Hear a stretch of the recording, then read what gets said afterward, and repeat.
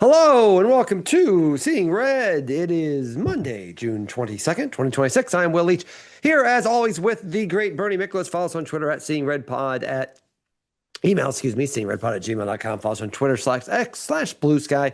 Seeing Red Pod. I remember to remind people that we have a show. Also, Bernie, there's going to be a moment that I'm going to have a little production meeting now. There'll be a moment at one point where I'm going to pause to put an ad. I figured out how to put some ads in the middle of this thing. So I assume this means that the money will just start falling from the sky. We will be like in the club, and the fat stacks will just be falling. That's right. So whenever that happens, I'll just be like, here's the pause. Well, whatever we'll do, I'll be smooth about it. The host that I am. All I got to say is this: on behalf of Blue Chew, would like to welcome I don't know Will Leitch to the family. Blue Chews, you're getting a freebie on this one, but at least there.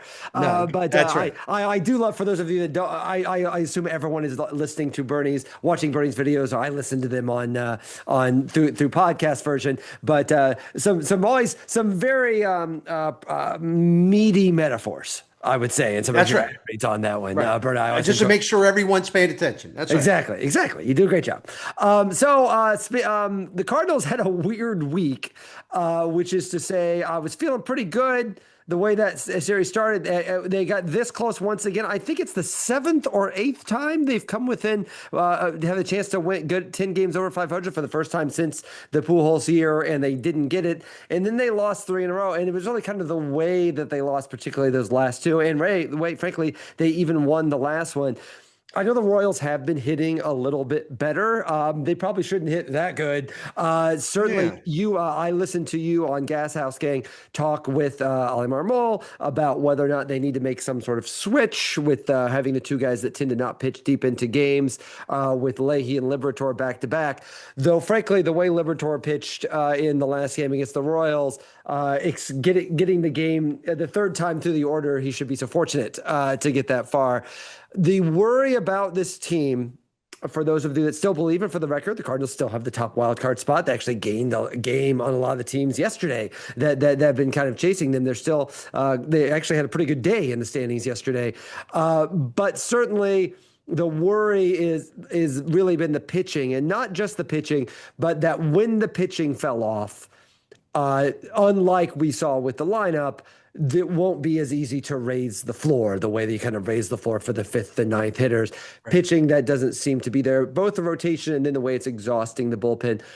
The Royals were hitting the ball like crazy all weekend. The Cardinals were this close to losing that game on Sunday, in which my mood in this podcast would have been very, very dark had that happened. What's your take away on how worried should we be about the pitching? Was that a weird weekend? Certainly it was ugly pretty much across the board, pitching really for the last few days.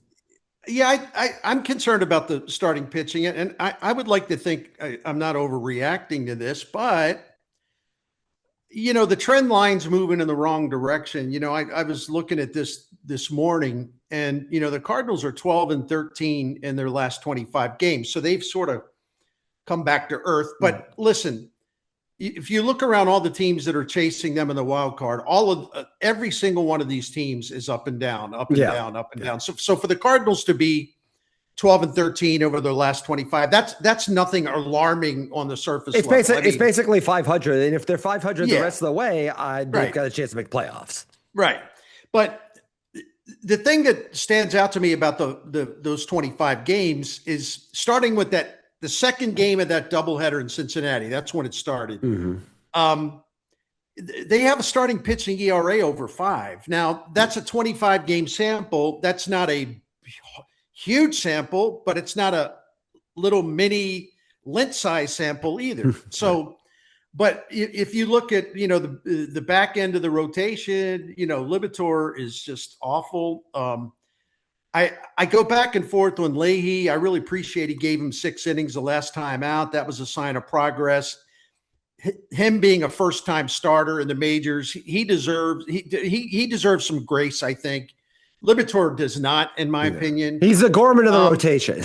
Yeah, he is. Did you see my tweet about that? I was very proud of this. I said, I didn't. I'm bad on Twitter. I said if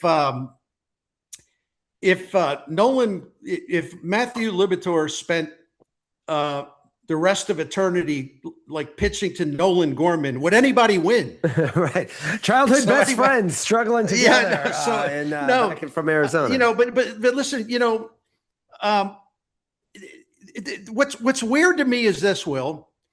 All right, the Cardinals offense, as you know, and all of our wonderful listeners and viewers know, the Cardinals offense was really awful in May. Just really awful. There's just no way around that. They were.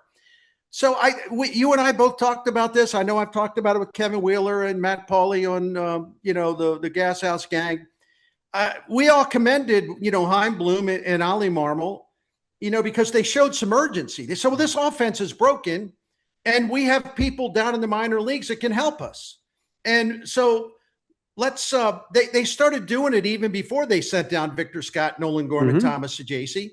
They brought up Velasquez. They what else did they do? Yeah, Brian Torres. They made some moves. They gave more of a role to Fermin. They made all these moves to boost the offense. And you know what? It's worked. It's worked out very nicely. So where is the urgency now where your starting rotation clearly is in a downturn? And the guy who's in the biggest downturn, Matthew Liberatore, in his last 27 starts in the major leagues, it goes back to July 11th of last season. He's got a 5.19 ERA. He's allowing him, about 1.9 homers per 9 innings. His adjusted ERA is like 27% below average. And among starters that have had 25 starts or more since last July 11th, he ranks 65th out of 72 in ERA. And it just goes right on down the line. He's statistically one of the worst starting pitchers in baseball. And he's had 27 starts to get better. Instead, he's getting worse. So this will be the last thing I say, just to kind of close this out, tie the bow on it. You have 3 options at Memphis who could be in your rotation right now if you wanted them to. Hunter Dobbins, Brycen Mautz, Quinn Mathews. Quinn Mathews still's walking too many people, but the walk rate's come down. His stuff has been crazy good as far as swing and miss and strikeout rate the last 4 times. So it's not like you don't have options at AAA. So if you were going to show urgency to improve your offense by going down to AAA and giving guys a chance, putting some guys down, what the heck is the difference with a starting rotation that's starting to fall apart on you? I don't get it. Do you? I don't, but I'll say that it does feel like the moves in retrospect, the moves to help out basically spots 6 to 9 through the lineup were so obvious that they were paths of zero resistance, right? Like Gorman, frankly, even if Blaze Jordan had not been hitting the way that he was, Nolan Gorman needed to stop. Sure. Nolan Gorman needed to stop. That needed to be done. There was no reason to keep Pozo was not really helping anything. Wasn't really playing very much. There were reasons to make those. Pages was starting too much and not hitting well enough. Those were clear things. The problem is, Gorman was never going to, if you didn't fix Gorman, there was no reason to think that he was going to get better in the major leagues. That's right. Yeah. I think that they still, and we'll see what happens with him, because it does feel like the Liberatore one against the Royals was the bottoming out. I think that because that went beyond just he's not extending into the 5th inning. That is, he's got nothing. And you were one of the first people on this talking about how weak his fastball is, right? Like his four-seamer is just not working. And you can throw all the curveballs you want, but if your four-seamer is not competitive, you're eventually going to get drilled. Now they're hitting the curveball. You know why? Exactly. Because they know that's the one pitch that's been working. Go ahead. Sorry. Yeah, exactly. And so which leaves him with nothing at this point, which is a shame because he has a very lovely curveball. It just doesn't work if you can't throw a four-seamer and if that's all you've got. And so the problem is that I don't know. Gorman still has not played in Memphis. He's in the lab, right? He's in the Walker lab. He's in I assume there's I don't know. There's monks. He's like with Wimby in the off season, and there's monks in there, and they're all looking at lasers and meditating and figuring spin rates and exit velocity and all the things in their secret lab. I don't know what you do. Like that. This is supposedly what Liberatore's been going through forever, right? Like it doesn't. Yeah. You don't watch Liberatore and go, oh well, he just needs to face more hitters. Like you don't look at him like that. Like I don't know what to do with him, and at a certain level. I don't know. It doesn't feel like with Gorman, it doesn't feel like putting him back out to pitch is helping anyone. But I don't know. It's different to say, Blaze Jordan, this is not a guy we had a ton invested in. He's hitting a little bit better. The defense has gotten a little bit. Let's go work with Gorman and Jordan can hold down the fort a little bit. Sure. I don't know if they feel that way about the rotation. I don't get the sense that they feel the same kind of interchanging way with the rotation. And I think a lot of it is almost philosophy, right? Like Bloom's whole thing is pitching, just stack pitching on stack pitching and stack pitching. And the Cardinals are clearly not there yet.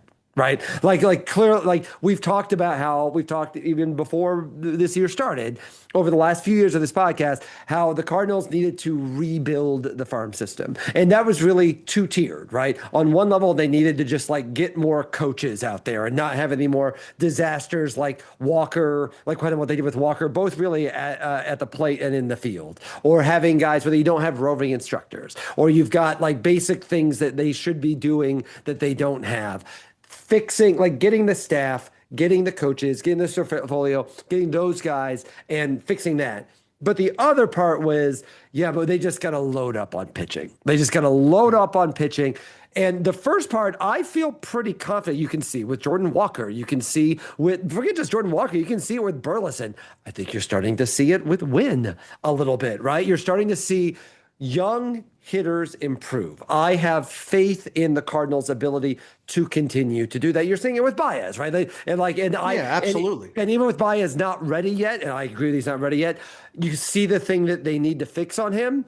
I have faith they're going to do it. Like I think Baez is going to get there, and they're going to be patient, and I have total faith in that. You know what? Can I interrupt please, to back up your point? Please. There has been a progression with him month by month. Let me cut to the chase. This doesn't include yesterday. And by the way, he had a home run and a double yesterday. He's like slugging like 878 seriously over his last 23 games. But the month of June, his strikeout rate, I am very happy to inform everyone, his strikeout rate in June is like 23.5%. Right. That's a really big improvement. And the thing that they really were concerned about, him not a good contact rate in the strike zone. They want him to be 85%, 86, 87%. The chase rate was high, right? Yeah, but no, this is actually pitches in the zone that he should be murdering. Sorry, right. No, that's all right. So he was at about 72%, 73% the first couple months. He's gotten that up to 82% on strikes in the month of June. So he's getting close to that kind of average level. But he's made a lot of progress. So the stuff that they do teach and the stuff that they do preach, it does work. Yeah, and for guys guys have the talent and the willingness to implement the advice. It does work. And we've seen it. I mean, we've seen it with him consistently. last year. Right. You've seen it with him. I mean, obviously we've seen it with Walker, but you've seen it with Herrera. I want to talk about Herrera and the hit by pitch at some point later on the show. But because I have some thoughts about it. But good. I want to hear it. But the point is that I trust that part. I now believe that, frankly, moving forward, everyone's going to have to adjust. The league always adjusts to everyone, and everyone's going to cut. But I believe, frankly, almost wholeheartedly, and we've got consistent proof. It's another reason I'm not giving up on Gorman, because they've got a staff. Like maybe they're going to figure out Gorman, and maybe won't. Gorman's got to do a lot of that himself. But I'll put it this way: if Gorman does not get better when he goes to the lab, it's on him. It's not on them. And because this is the first time he's ever had a chance to work with this group. Yeah, and just focus again with the monks and I just assume they're monks. Maybe I like the monks. Yeah. And the point is that like it clearly works. It's worked with Walker. It's worked with Herrera. It's worked with Burleson. It's working with like and there's just you're seeing it. It's working with Blaze Jordan. It's working with Baez. It's just working. Like Jordan is hitting better than he hit in Boston. Like you're seeing improvements. Definitely. And so they've done that. But part two, hey, it's working with Nathan Church too. Exactly, with that, which is the reason you don't have to rush Baez. But the pitching is the part two, and there's a reason when they make all these when they've made trades, Jordan accepted, they've generally tried to get pitching. That's been the goal. That's Bloom's general philosophy on this stuff: stack pitching, stack pitching, stack pitching. They're not there yet. I think they're not, frankly, that close to there yet. Now, that doesn't mean they don't have some better options. One of the things we've talked about the last couple of years when the rotation has fully fallen apart is that there's been no one, right? Like I'm just think of some names from the past few Cardinals years that we tried to talk ourselves into to be like, I don't know, maybe that guy can start. Maybe there's been I'm gonna remember some guys later on. I think it was this. I'll go back way back, but you'll remember. I laugh at myself because I remember like the first couple starts made by a lefty. Joe Torre was a manager. Alan Watson. He looked really good. Yeah. He looked really good. And like the rest of the time he made starts for the Cardinals, he just got shelled like every single time, and so it's a lot of wishing and hoping. We tried to talk ourselves into Zach Thompson a few years ago, like you just would look at the rotation and be like, okay, so like obviously the Dakota Hudson experiment that went on for so long, desperately trying to find someone who could do anything. It feels like there are more options now. It feels like there are more options now, but it also I feel like they're more willing to take a risk with someone like Blaze Jordan than they are with someone like Quinn Mathews. That it seems organizationally, and whether we agree with this or not, and correct me if I'm wrong, but it seems to me that they're willing to be like, you know what, I don't know if Blaze Johnson's going to work at third, Blaze Jordan's going to work at third, though I gotta say he's looked fine to me. He's looked better than I thought he was going to. Well, this was as of yesterday. I put this on X too. Coming into tonight's opener against the Diamondbacks. I like where you're going with this. Blaze Jordan has, it's amazing because he's been here like a little more than a week. He's got 3 defensive runs saved, the same as Nolan Arenado for the entire season. I mean, how crazy is that? Who didn't see that coming? I mean, right? I mean, that's obvious. I mean, seriously. And whatever. I'm still not sure about I still feel like you could probably bunt on him a little. I feel like that's probably something someone's going to be able to do at some point. But clearly, the point is they're more willing at a certain level. One of the freedoms of putting Nolan Gorman in the lab is you can put Blaze Jordan at third, and if it doesn't work, you probably haven't broken him, right? Like it's not the end of the world. Jordan is that kind of prospect. He's not a Jordan Walker prospect. He's not a Joshua Baez prospect. He's a little bit older. They kind of got him for nothing. He's not like one of their top shelf no offense, Steven Matz. He's not one of their top shelf guys. You can kind of play around with a little bit. I don't get the sense they are willing to do that sort of playing around with pitchers. Well, do you think I have that right? Well, no, I think, because I'm not saying they should or they shouldn't. It just doesn't seem like they're willing. You're absolutely right, because it ties into what I was going to say. Same type of thing you're saying, but I'm going to give you the example because Liberatore is right in front of us. Well, why don't they here's what I don't understand, because if you would talk to Ali about this, and I'm not saying he gets defensive about it, but it's sort of these like, hey, we still believe in this guy with the block. Yeah. Hey, we're going to work with him. He does that a lot more with pitchers too. I know he does. He did that with O'Brien. You know why? He did that with O'Brien for you too. Yeah, in my opinion, that's the Dusty Blake influence. I mean, Ali and Dusty Blake work very closely together. And by the way, I respect the hell out of Dusty Blake. I actually think he's good. But here's what I don't understand. If they believe in Liberatore's talent, which they clearly do, number one, why has he been mostly abysmal over his last 27 starts if the talent is there? Number two, if they believe he has so much talent that he's capable of pitching better and that they need to fix some things, it's not a punishment to take him out of the fire and put him in the lab to regroup. I don't get that. But it does seem like they're more willing to do that with hitters than pitchers. It does. They are. And so, yeah, so I don't get it. Now, Chaim Bloom said something to Tom Ackerman at KMOX Sunday, where Tom asked about Liberatore, and he said, well, and he basically said, no, he's got to be, I'm paraphrasing loosely. No, we like him a lot, but he's got to be better. He's got to pitch better. But here we go. He said, but we picked up on some things in that Kansas City start. So the Royals picked up on a lot of things. I guess here we go. They think he's tipping pitches or something like that. Right. I don't get it. If they think so highly of Nolan Gorman still, which they do, that they think the lab can make a huge difference. Well, they have Matt Pierpont. They've beefed up their pitching instruction. Serfolio is he's one of the best in the industry at that.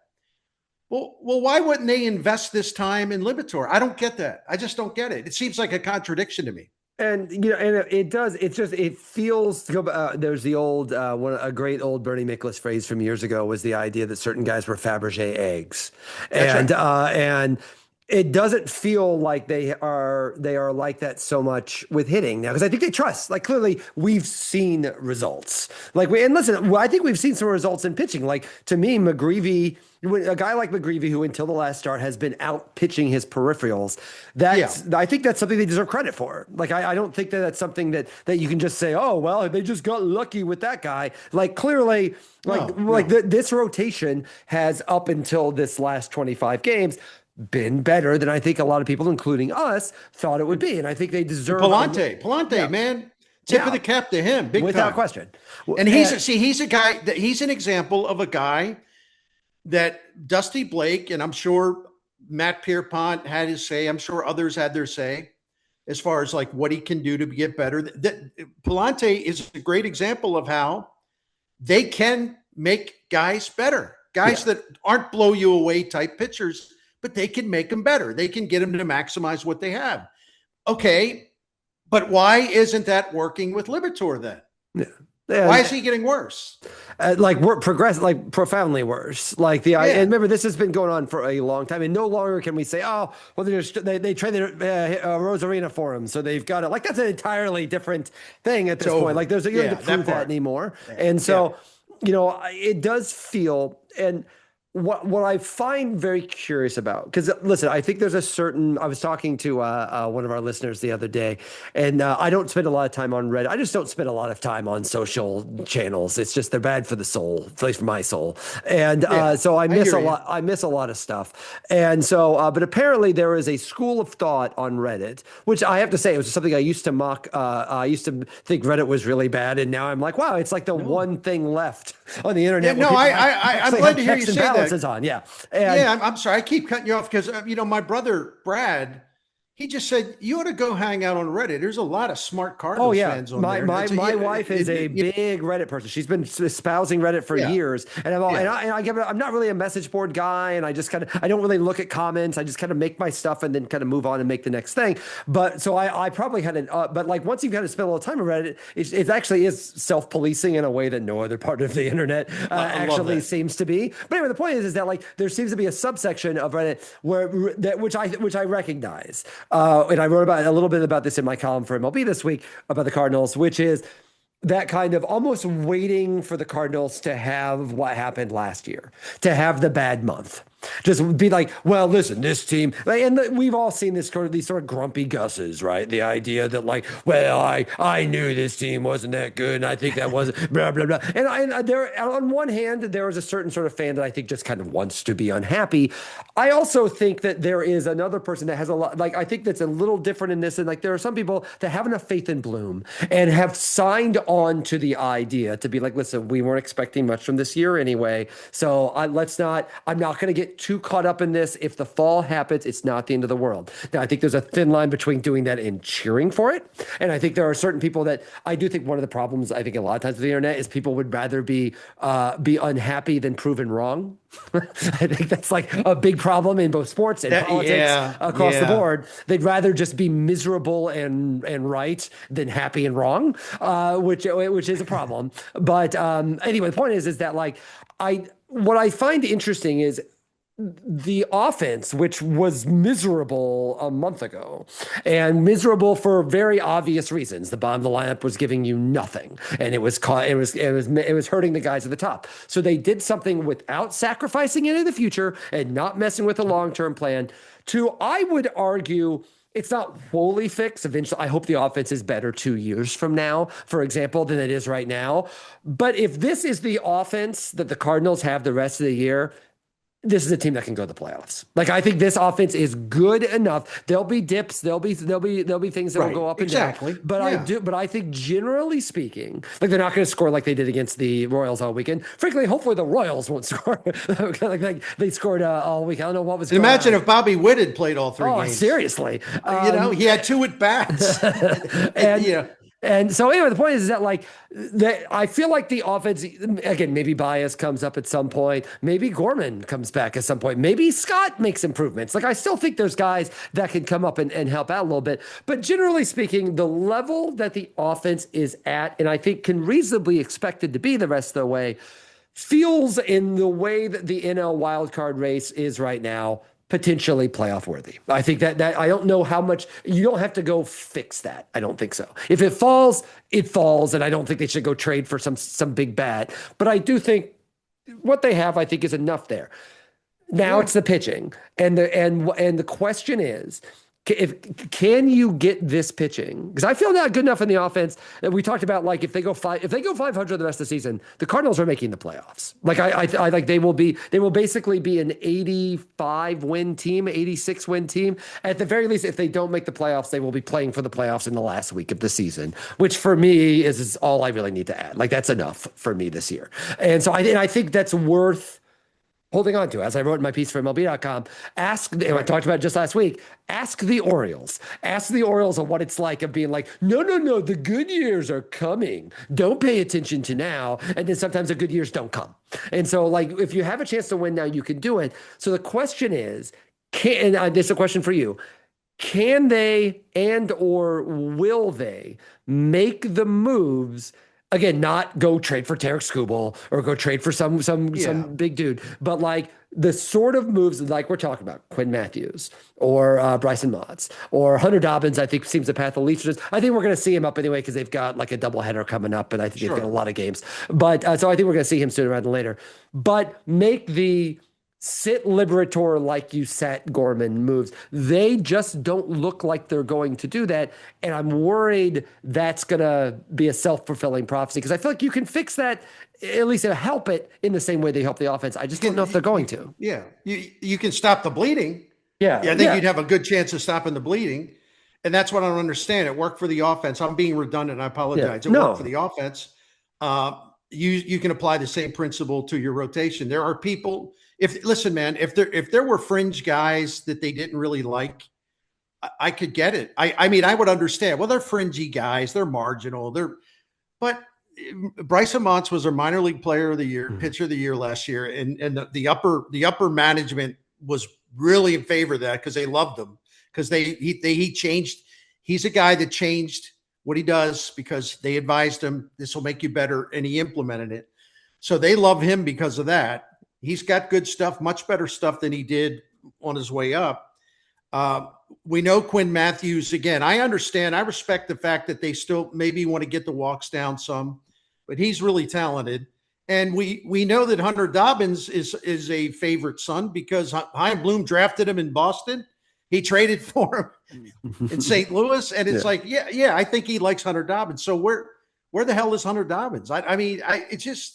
It's just really weird to me, and I'm going to try to reach out to Chaim Bloom, maybe have a conversation about this, even if it's off the record. Because maybe I'm not saying this to be facetious. Maybe I'm missing something. I might be missing something. It wouldn't be the first time. But I don't get it. But do I think they can – I think and I said this about the offense, so I'm being consistent. I said, listen, don't worry about making these fantasy trades. You have people in Memphis who can help you. Let them help you. Try them. There is talent down there, and that's what they did, and it's worked. So my answer about the pitching, because I share your concern, absolutely, is that the first thing you do is you stay within the family because you like these guys, the three guys I mentioned, and you don't have to bring all three up. Stay within the family and see what they can do for you and whether they can improve it internally. And then if you're still inclined to fix something, then you look on the outside and, people just, this is where I am grumpy, Gus, about this stuff. I get tired of it. You have people going nuts all the time, concocting these ridiculous trades that have literally no chance of ever being made. Well, if they can get Joe Ryan and they can get this guy. They just quit tormenting yourself and basically getting other Cardinals fans worked up about something that's got zero possibility of happening. But are there guys out there that would qualify maybe as a realistic addition? And I have a hard time defining realistic other than to say Chaim Bloom ain't going to give up a damn thing that he wants to keep. That would be realistic. Are there some guys out there? I think there's guys. There's always guys out there. Do they know something about a couple of these guys, like a George Soriano in the relief department, that no one else seemed to recognize? I would think there might be at least one or two guys like that. So, but I think they ought to start from within and address it from within, and then go from there. But if they don't stop the bleeding with this starting rotation, they got a tough schedule starting now, the next 21 games. I did my video about that. Really tough. Then Will Leitch and Bertie Miklasz will not, if these next 21 games or so don't go well and the pitching's bad, Will Leitch and Bertie Miklasz will not be doing videos about buy or sell. We know that won't be happening. Right. Yeah, it'll be sell, pretty much. So, okay. Now I'm going to nod to a non-Blue Chews ad, but seriously, free Blue Chews for you. I'm excited. Yeah. I can't wait. Go. I'm going to listen. I can't wait. Okay, that was the pause. Now I'll just put it in there. It's funny because to close this loop, it does feel, I get a sense, even when I hear Marmol talk, there is a stubbornness, and we've talked about this. We already talked about this on the show. There's a stubbornness about pitching that is not there for the hitters. There's a stubbornness about the way, honestly, O'Brien is such a mess right now, and they are insistent that he's fine. and I think that's what's kind of weird. They did not look at Victor Scott, or did not look at Nolan Gorman, or did not look at Pedro Pages and say, no, he's fine. He's fine. We don't see anything. We've seen a couple tweaks that we're going to fix. I've heard that about O'Brien several times. They were in denial for a while, but ultimately they were like, okay, this is ridiculous. But it feels like they don't do that with pitching. Always feels like, no, he's fine. And whatever. I don't know why the mental part of baseball is hard for everyone. I don't know why it's harder pitchers need to be more protected than hitters need to be protected in this regard. But it does feel like, I think O'Brien is very indicative of that. We've talked a lot about how rough he's been for a while now, and he was April 25th. He was an absolute mess. Again, I swear to God, if they'd have lost Sunday, this whole podcast would have been a primal scream. Would have been a miserable, absolutely miserable series. And he was bad again, to the point where and we're going to talk about Herrera in a second. I had actually heard some people say that oh wow, so O'Brien, what a weird time for him to retaliate for Herrera. It's no, man, he's just all over the place. No. He's he's such a mess right now, and looks it, right? You see it when he's pitching. He looks rattled. He looks uncomfortable in a way that even guys that sometimes struggle, like Romero, has not been as sharp, but he never looks like O'Brien has looked lately. O'Brien looks like he's shook. And so, but the Cardinals don't seem to treat him that way. They seem to treat him like, nah, he's fine. We found some stuff. I heard Marmol say this to you on I Gas asked him House Game about this it. week. Yeah, And he said, no, he's fine. And you brought out correct statistics about how many things that are wrong. I'm sure that they see them. They have access to better numbers than we do. But they don't do it with the pitchers like they do with the hitters. And that's what makes me a little nervous about this, is the idea. I feel like they're more likely to be in denial about the pitching than they are about the hitting. I think you're spot on, and I'm really proud of this edition of the Seeing Red. I'm proud of all of them. Oh, but I think we're the best. We're the best. I think this one's really good because I think we're kind of laying it out there in a way that's really easy to understand. Like, in other words, we're not getting too esoteric here, and we're making a good point because they leave themselves open, totally open to people like us, who both of whom, by the way, want to see the Cardinals do great. I mean, I'm objective in what I say, and I don't hesitate to blast stuff, but I want the Cardinals to win. I'm 67 years old. I miss the days where they had a great baseball team out there and what that was like.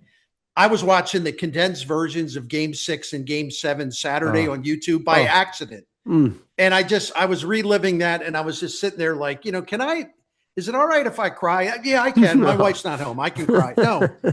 And it's like, I want to see that again. I want listen, it's unfair to say you would see something that special. Of course, but like you want that. You want and listen, we've seen some of it this year. Like, I think that's the thing about this is like, the Cardinals do not have the talent of the 2011 team. Right. But I mean, frankly, they are in a position to be a higher seed going into the playoffs than that team was. They are 2 games up in the wild card. They're 2 games up right now. I'm telling you, if they're just look at the rest of the National League wild card race. Right. I know. Nobody is everybody's got problems.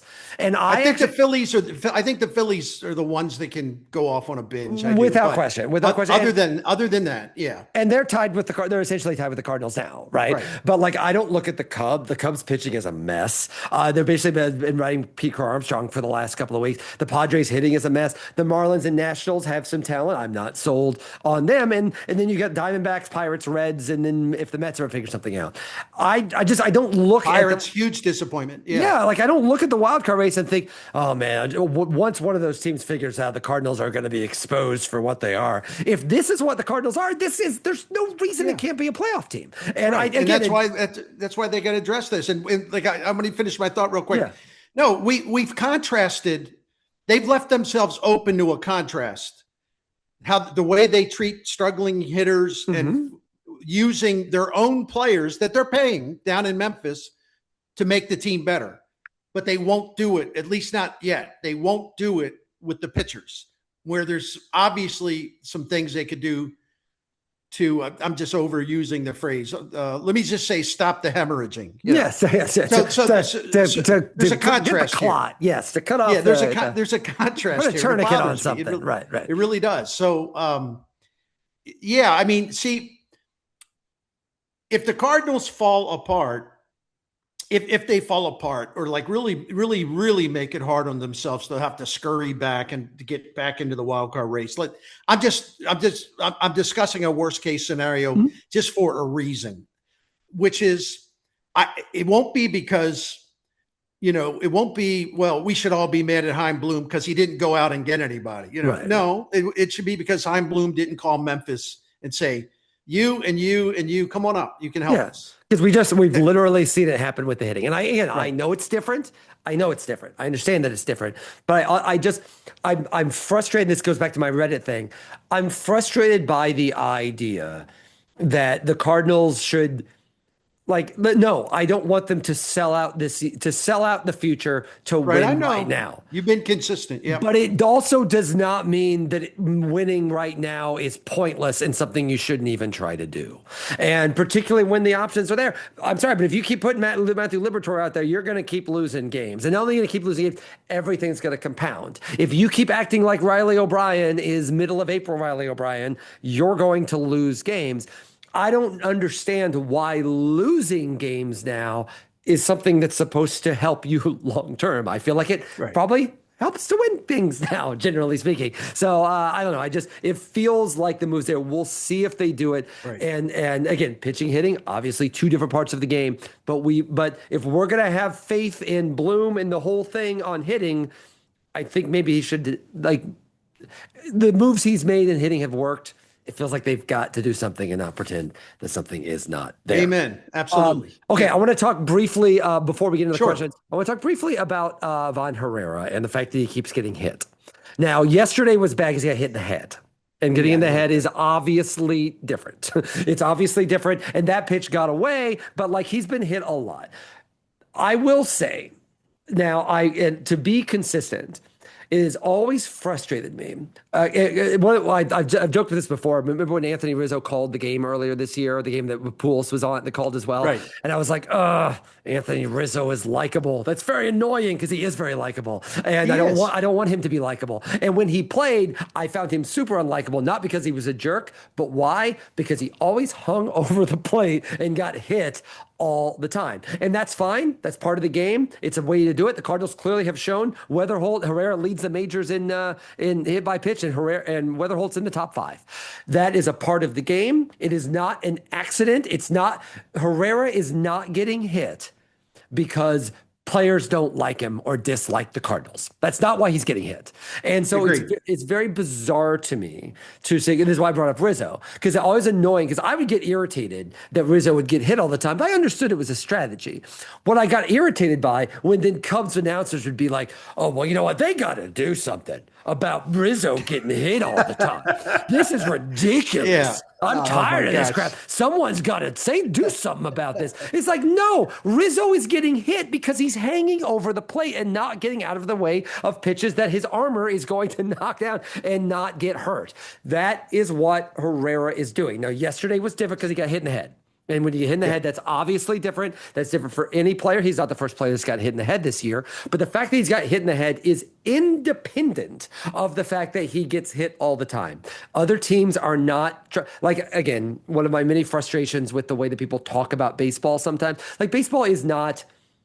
Like, baseball is fun. Baseball is joyous. Baseball can connect to community. Baseball can do all sorts of wonderful things. I see this down here in the South with like a lot of parents who coach. They act like baseball is a way to like teach your kids how to be good people or to have the values that you want them to have. And sometimes it can serve that way, but most of the time that's like a parent or a coach trying to deal with their own kind of disappointments. And I feel that tough guy crap, it's starting to leak out about this Herrera stuff. You're starting to see, well, Marmol can't let that keep happening, and they got to retaliate. And I hate that crap. Herrera is getting hit as a strategy. He's not stupid. It's helped him a ton. It's like made him extreme. It's why one of the main reasons he's batting second.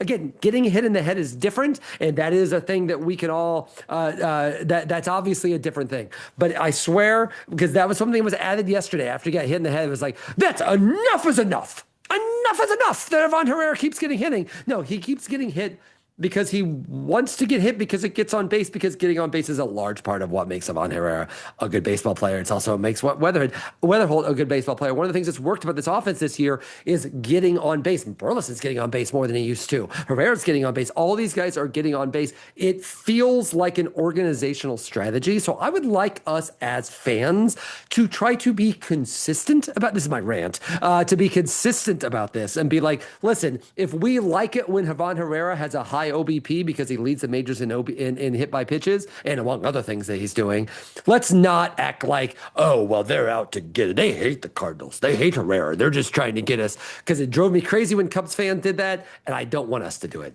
Rant over. That's my Iván Herrera. No, I agree with you. The only time I fussed about it was that dust up that they had in Milwaukee. Oh yes, but my beef wasn't that the Cardinals didn't retaliate. My beef was Ollie coming out and saying he just doesn't believe in retaliation.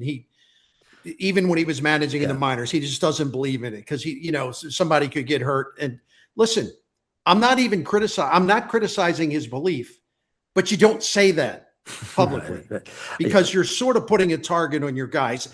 In theory, You're letting the other side know it's okay if you hit our guys. And that was really more about that pitcher, right? That made like the cross chop thing. Right. So no, you don't want to be punked, right? Yeah, you don't want to advertise that you're not going to retaliate. That should at least be in the back of the minds of your opponents. That's all I'm trying to say. Yeah. I like that Iván Herrera has found a really good way to get on base because it's made him a very valuable player, and he's having a terrific year.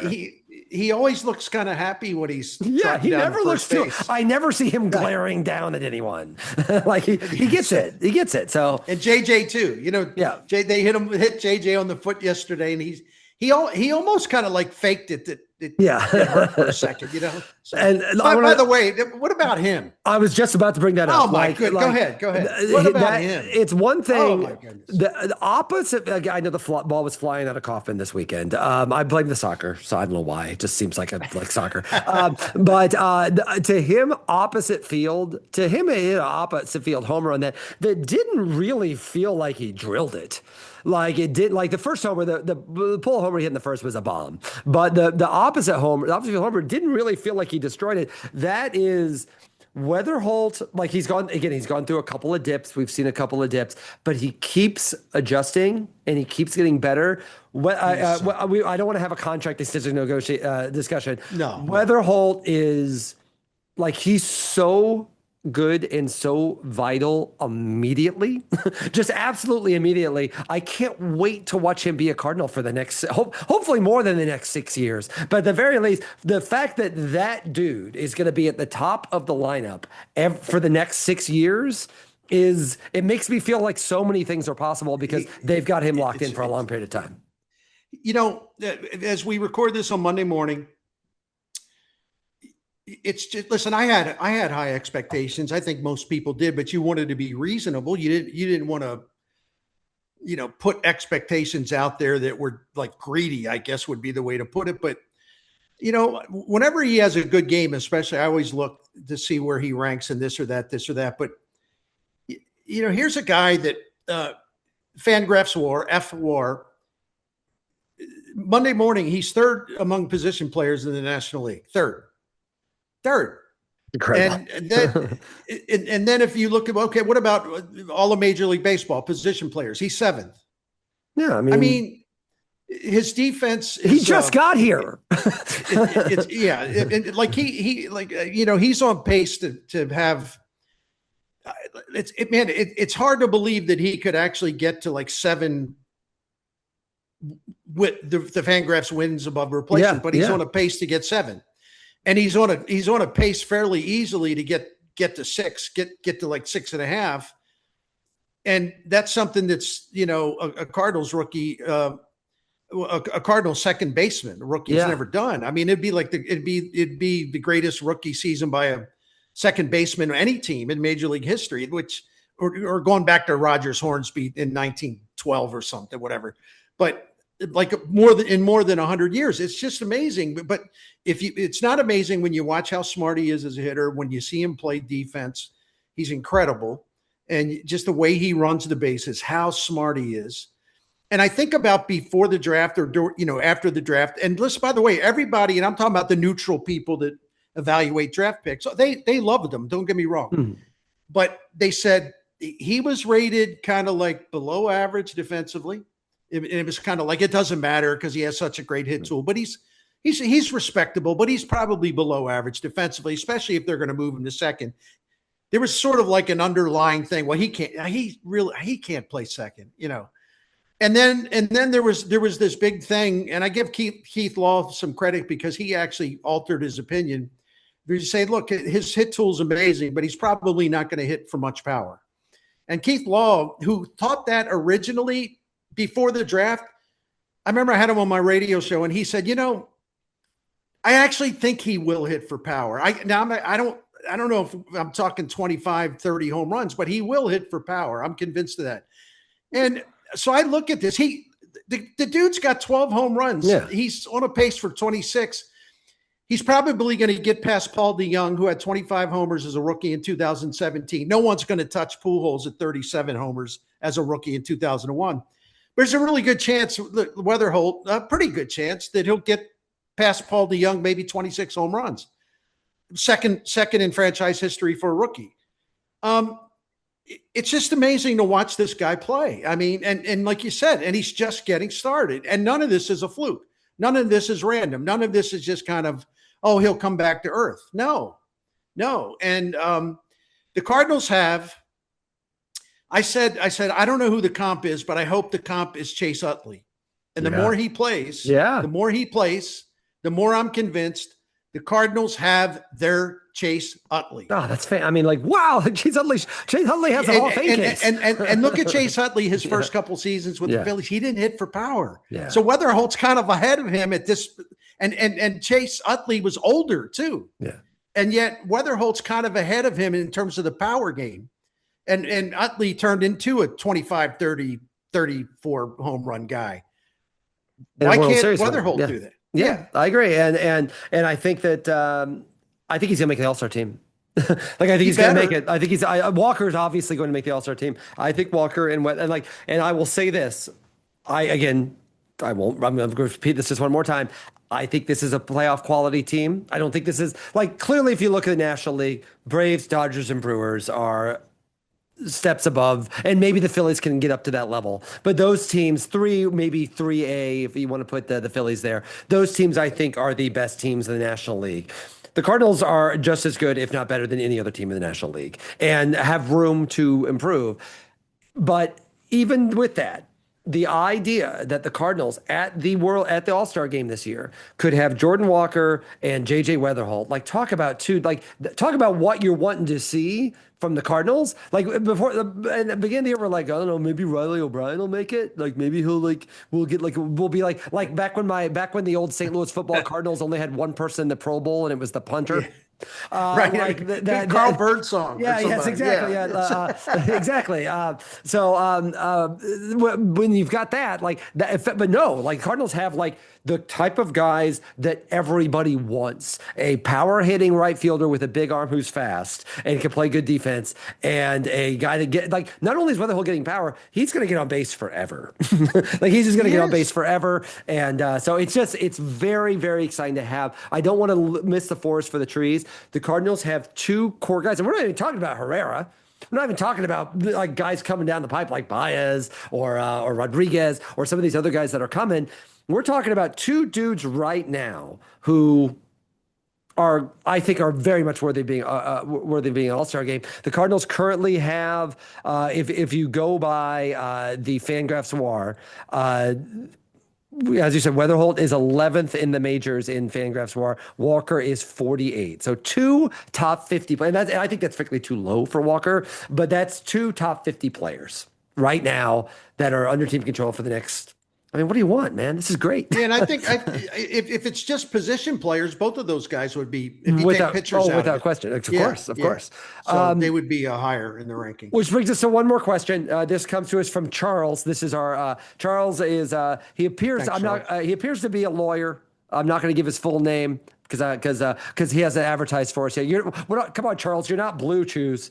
But here is he says, longtime listener, back to show one, first time emailer. He says he's 6 days younger than you, Bernie, and he grew up in St. Louis, attended his first Cardinals game during the 1964 World Series at Sportsman Park. Have listened to as many games as possible since. My question, although it is early, the current proposals for the new CBA include a salary floor.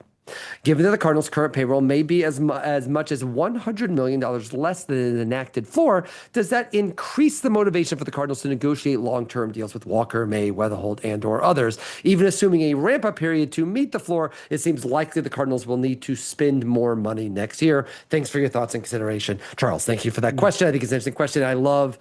Definitely love for you for being a fan for that long. Now, before we answer this question, I am wary. I think one of the mistakes people are already making when they're talking about the proposals that each sides are making already, because they're happening pretty early, they're taking these things at face value.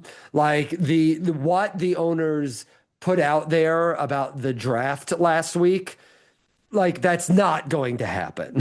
Like that, That is like so yeah, like they are tossing that out so they so can act ridiculous. like they're giving up something when they all meet in the middle. The point for both sides in this is to say extreme stuff early and Right. then negotiate down. The draft thing, of all the things, I actually feel like some of the early proposals from both sides were like, okay, there's some mutual ground here. That draft thing is not going to happen. Like that is not going to happen. That's a ridiculous notion. I think the owners probably knew when they put it. So the point is not that has anything to do with this, but I'm wary of taking any of these things. We have no idea how this is going to work out. Assuming there's going to be a salary floor or assuming there's going to be a salary cap is no teams should operate that way, assuming that anything's going to happen.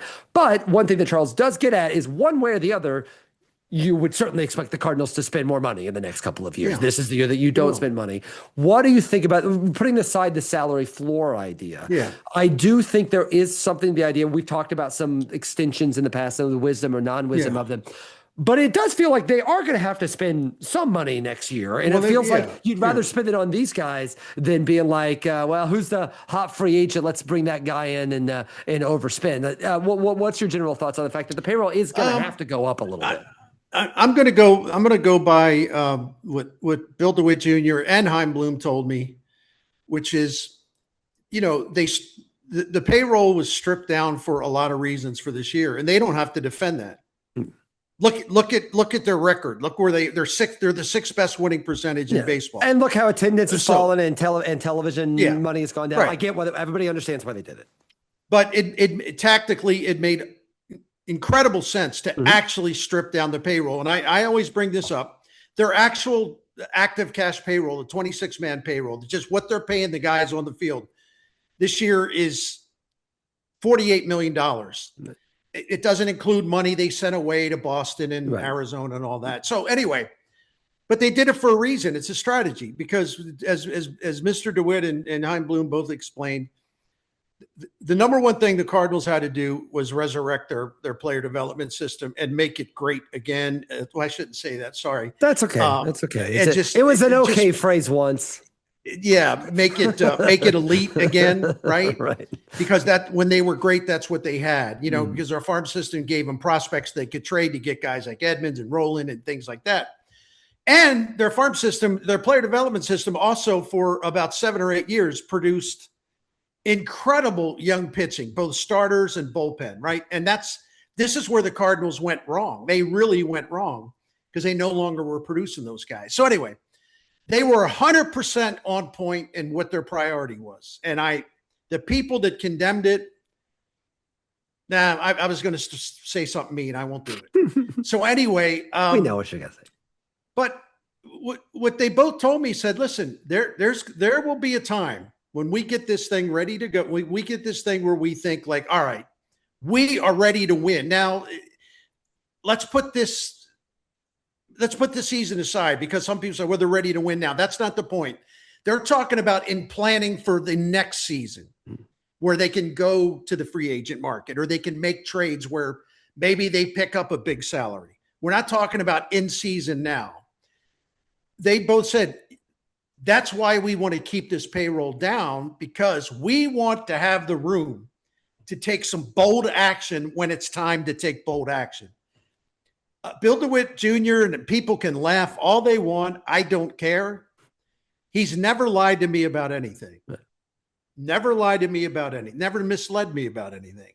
So I got no reason to doubt what they both told me is for sort of the long-term picture. I am wary of extensions, though. I just am. I think I don't know if it's every fan base is like this, but this fan base just gets into these. They like constancy, right? That we like the Cardinals want a guy. The Cardinals have guys. Extension. And they want to have guys, and they want to know, right? They want to know. Like, listen, part of that was the Arenado Goldschmidt thing, right? Like everybody invested emotionally and bought jerseys in like those dudes, and then it never really worked, and then they kind of left after they were here very long. The Cardinals are a franchise and have a fan base that likes to have people here for a long time. We're the Stand the Man franchise. I get it. We're the I Santa get Man it. I get franchise. it. They want to know guys But aren't going anywhere. So I get it. I do get it. I think I've been on record this. I think a Walker extension makes more sense than a Weatherholt extension. But that is a lot of times when people talk about extensions, they're like, they should just extend that guy, as if like it's not an incredibly complicated negotiation where everyone is all just trying to maximize their money in there and but here's the thing. Part of the great redevelopment of their player development system is that, listen, not every one of the guys that reaches the shores of the major league is going to be elite. We know that there's attrition, it happens, but they have so many of these guys, and there's going to be even more and more and more. One of the things I want to make sure they do is not overextend by handing out too many extensions, because what about Joshua Baez coming up? What about Liam Doyle? What about this guy, that guy, this guy, this guy? If you go nuts with the extensions now, then what? So what? Then that means you're not going to be able to, I don't know. I don't think we could get an extension done with Baez. I don't know. I don't know if we have if we're kind of crowded now. I don't know if Liam Doyle. I don't know about that. No, man, you got to leave yourself some wiggle room. This extension mania is just not it's not my jam, as the kids would say. It just isn't. I understand it, but they are going to have I feel like Walker's the guy. That's where I'm planting my flag. That's where I'm planting my flag. And like, in all due respect, and I always feel like I'm being mean. I'm not being mean. I'm being pragmatic. I've been debating with some of my really good friends about this. They got to extend Dustin May. They got to extend. No, they don't. No, they don't. Right. They don't have to extend them. Are you they weren't saying that yesterday, by the way. Yeah, I know, but a guy, I love the guy, but a guy with that injury history. You want to lock him into like a 5-6 year contract? Yeah. What? No, there will be other pitchers to extend. Dustin May, what they should do if they don't trade him, give him a qualifying offer. And if he wants to stay here, then he's back next year and you get a draft pick. To me, that's the most logical thing to do. You don't extend him. I think of a mutual option. Like, is it like a mutual option? Like, basically, just they're not like mutual options are weird. Yeah. Like, it basically just means they're not going to do it. But the point is that I think the question is valid in that. No, it is valid. And not only what they will spend money on, it is definitely on everyone to remind them that they did promise they were going to spend some money. So I don't want to hear in a couple of years that the Cardinals are right there, but we just couldn't spend the money. Yeah, and I hope that's what I don't want to hear. When the time comes to pursue free agents, if they do in a major way, I don't have I do have a read on Chaim Bloom from his Tampa Bay days and how the front office operated, and they would throw money around when it was time. A lot of times it was on young players, but his big free agent move in Boston was one that it just hasn't worked out. It's Trevor Story. Right. But the thing about Boston is you never know whether the owner's making the decision and telling Chaim Bloom what to do, or, I don't know that Chaim Bloom had autonomy to make that on his own, because, John Henry does not hesitate to dictate what he wants. Right. So I don't even know why he has a general manager, So anyway, so someone can be blamed for his mistakes. That's right. All right, Brady, we'll be back next week. All right. Great show. This is a really fun show. I think we did a good job. It was. So we'll be back next week next week there at Cardinals. I got to make my prediction for this week. Cardinals have games all 7 days. They do not have any days off this week. They're not off until next Monday. I am of the belief, I think a 4-2 week is possible this week. 4-3 would be fine for this week. I think 4-3 would be fine for that homestand. And then they'll be in Atlanta or Cobb County, and I'll be there with the Leitch family. But we'll talk about that next week. Bernie, be safe. Be safe out there. Follow us on Twitter, Seeing Red Pod. Email seeingredpod@gmail.com. Thank you, everyone. Be safe out there. And Bernie, I'll talk to you next week. All right. Take care.